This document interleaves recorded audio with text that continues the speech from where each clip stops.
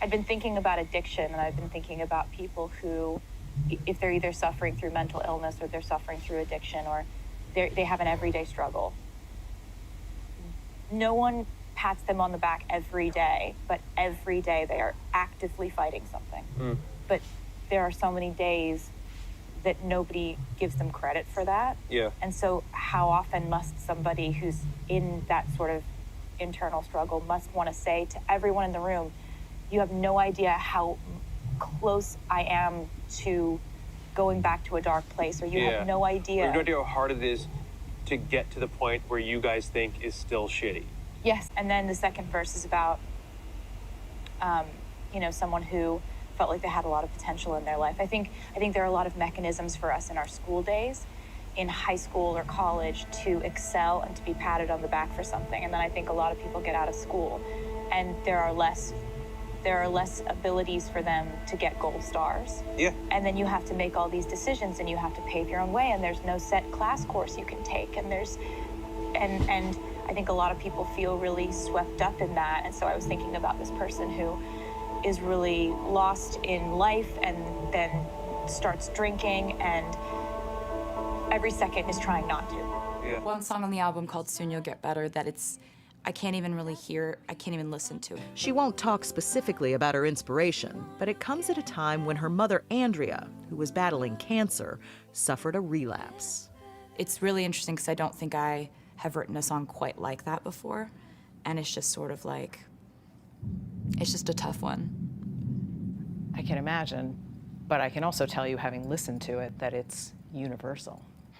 It's just not something that we deal with until we have to, until we see it, until we experience it, until someone close to us is going through something like that. And so writing about it was really emotional, and I'm just gonna stop talking about it now. Understandable.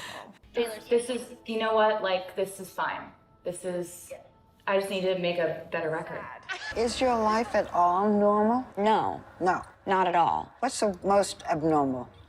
The most abnormal thing about my life is having sort of crowds form everywhere you go. And just everywhere. So that starts happening, and then you have to take security everywhere you go.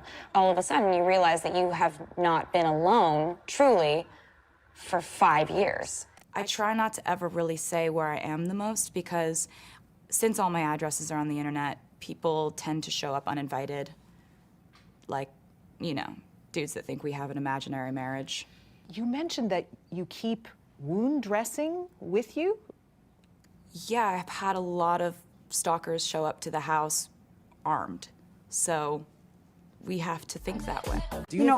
It's interesting that in your songs, you're still the outsider. With all the success. Yeah, my mom talks to me a lot about that, because I think you kind of get set in how you feel when you're in school. Like, I could be sitting in the front row at an award show and I still don't feel like a cool kid. Like, To this day. And like you are the ever. cool kid now. I'm supposed to ring, but I don't want to. I don't want to. Okay, all right. This makes me feel so bad about myself. Every time I come up here, you put like a different dude up there on the screen. There's never been 2 guys on the screen 2 visits in a row. It's sad. Most days I'm like, okay. But then sometimes I'm just like, it just gets loud sometimes.